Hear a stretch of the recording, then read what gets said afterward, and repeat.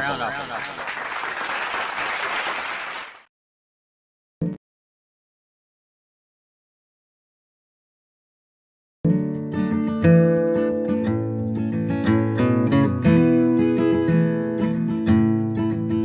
want blue cheese or ranch with that? Do you need a top-up? Can I bring you a beer? That's what I hear from up on the stage. Said dressing that nobody sees. I play my heart out, may as well be a jukebox. Can't play my own songs round here. It's covers or nothing, that's what I'm told. If I wanna get paid, I've come to know that's the life of the bar circuit. Take it or leave it. Slept in the same tune for dive bars across town 7 days a week. That can only go on for so long before something gets broken inside. I'm broken inside.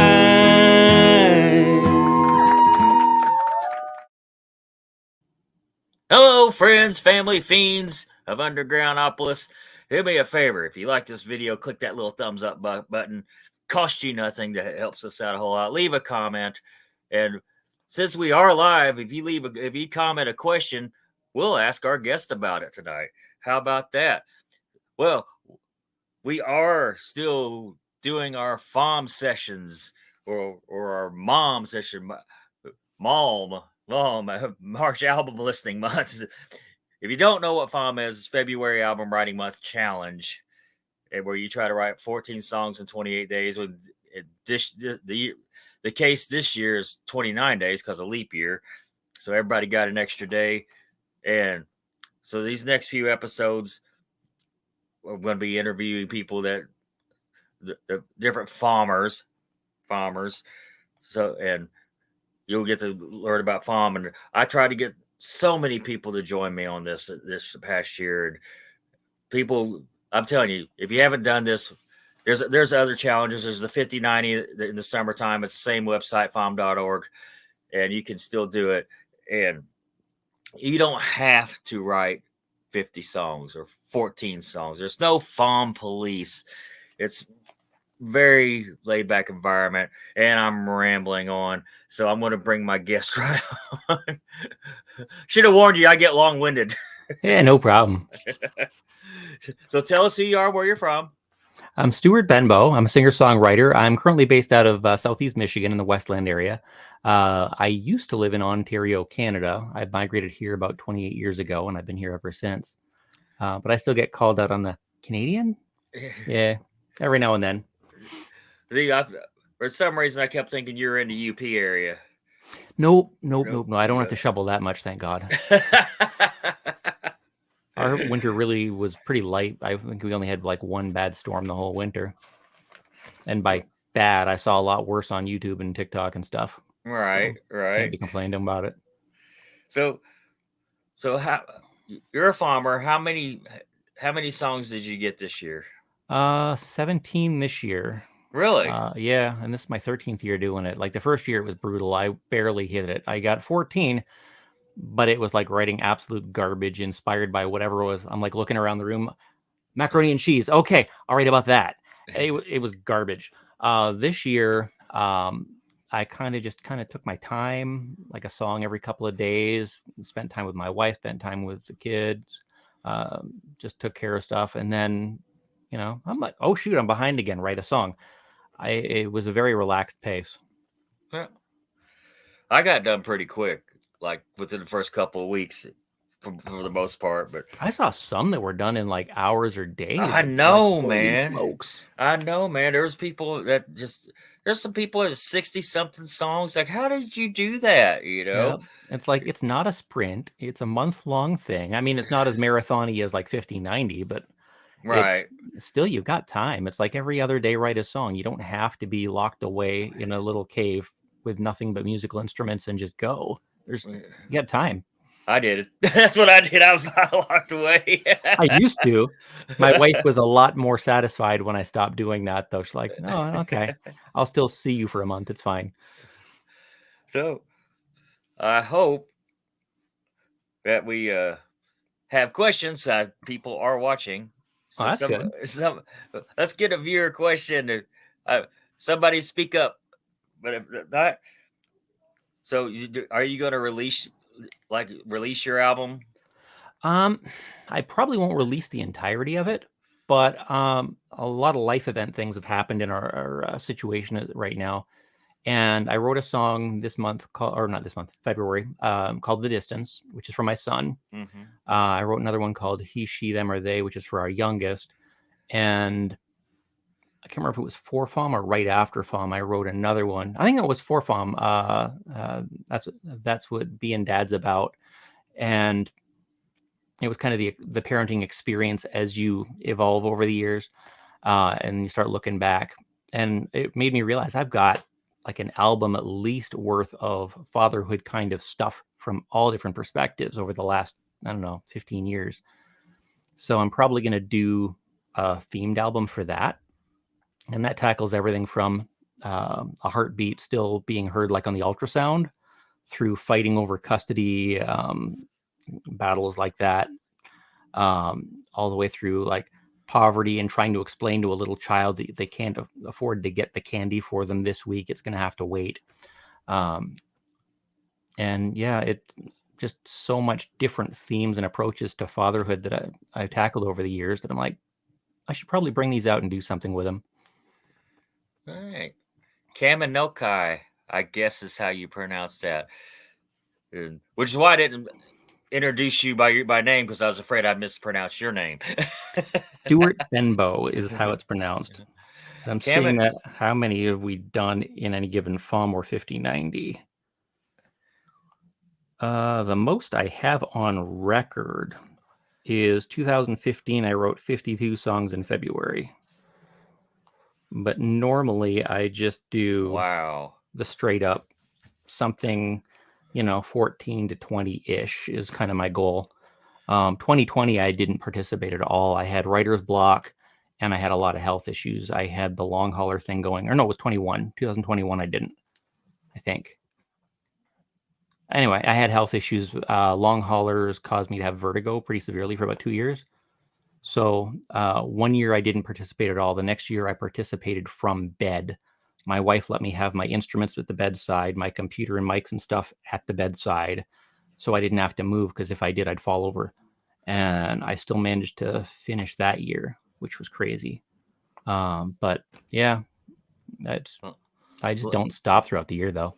Long haulers, that COVID? Yeah. You had it for a long period of time?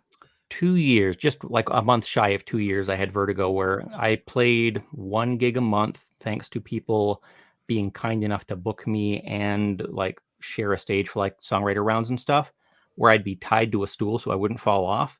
And they did all the setup, all the tear down, all the packing, and all I had to do was, okay, here's my guitar, now I play. And that was all I had to do, and it was all I could do, and it would take me like 3 weeks to recover.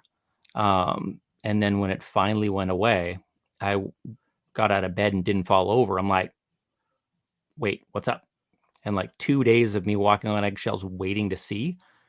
And I didn't fall. I didn't get dizzy. And then on day 3, I grabbed my guitar and I was jumping around the deck like a lunatic, just having a good old time with it. And thankfully it hasn't come back. What would you say your favorite song this year was? The Distance is probably my favorite. It's very special because it was written for my son. He is starting his new life out in Seattle. He hopped on the plane yesterday, which was interesting because he had a suitcase that he paid the overage fee on it, so it weighed as much as he did, and then a second suitcase that was half his weight, and then his carry-on bag was about half his weight, and then he had his guitar with him. And if you've ever seen the movie Labyrinth, there's a Jim Henson character, old lady with all kinds of stuff and a big backpack. And that's kind of what he looked like, huddling his way over to the security gate. And then he needed like a whole row of baskets at the security gate so he could take out the electronics and his shoes and all this stuff and just lay it out. And the poor lady behind him was like, seriously? What is Yeah. all this? But yeah, so that was kind of fatherly advice for him. See, I picked the bar circuit Yeah, that's a fun one. because I was a bartender for years and server and stuff. I was like, I like this song. I relate to this, and I get annoyed playing bars and stuff. Mm-hmm. Just the whole.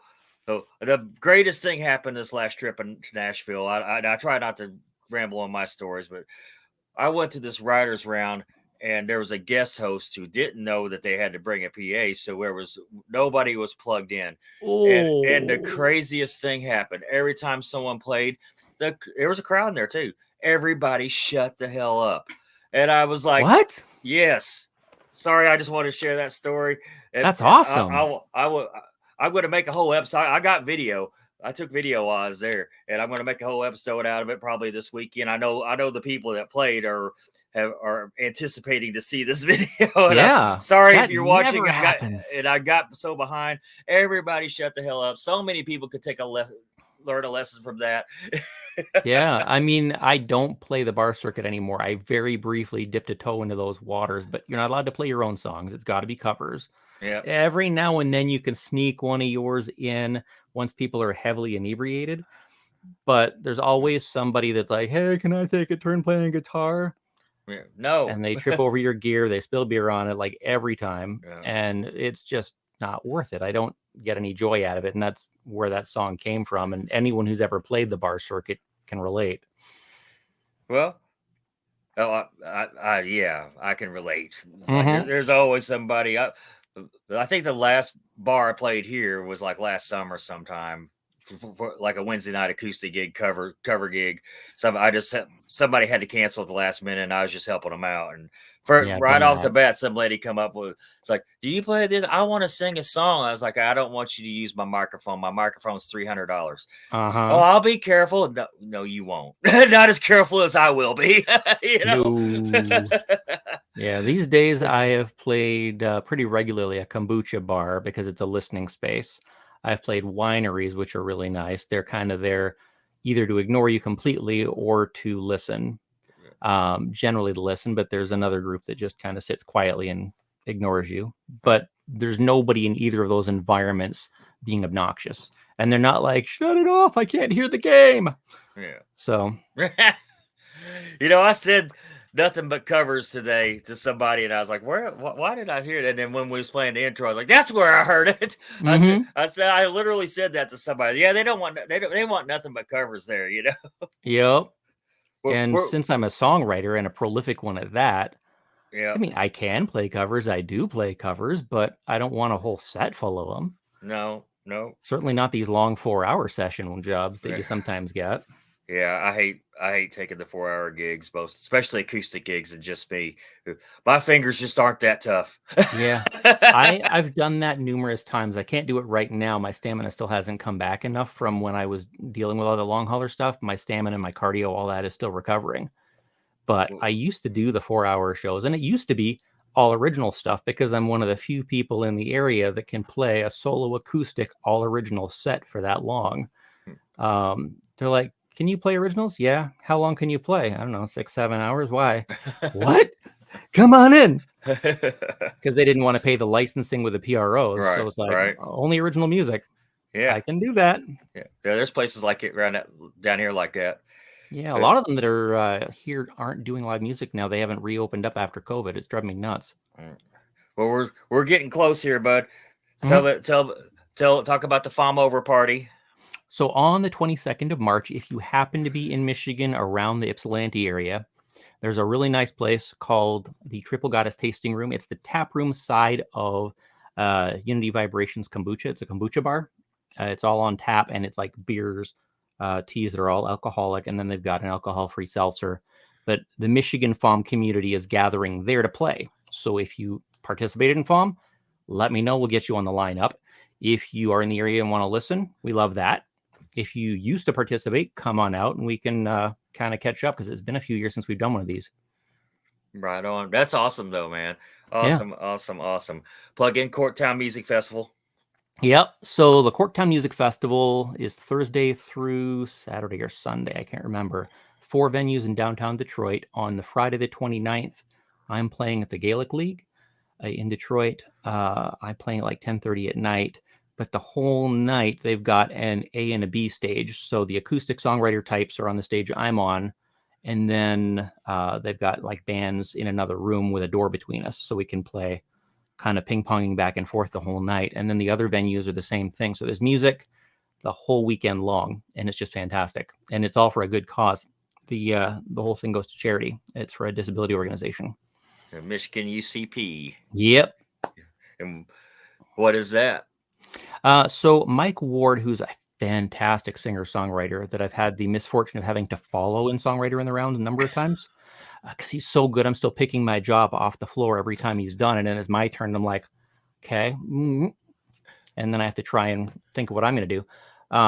But he works with disabled children, specifically in the hockey type stuff. And he's on the board for this festival. And they decided this year that they were going to work with disabled children to try and kind of give a little back that way. Plug in your website real quick. So my website is stuartbenbowmusic.com. And if you're just listening, not watching, and you don't see it on the screen, it's STUARTBENBOW music.com. And I've got a large percentage of my FAWM and 5090 demos kind of up on my website right now. That may change now that we're winding down, but I wanted to make sure it was available for people. There will be links to this in the description. Thank you for being my guest.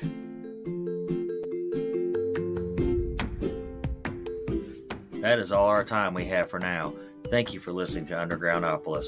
Remember, we do this every Wednesday night, bringing you new and exciting artists every week. Be sure to hit up their websites and social media and stream or download their music. If you like this show, please follow us on Facebook, Instagram, Spotify, any streaming platform, and leave us a review as well. I'm your host, Rob Lyon, signing off.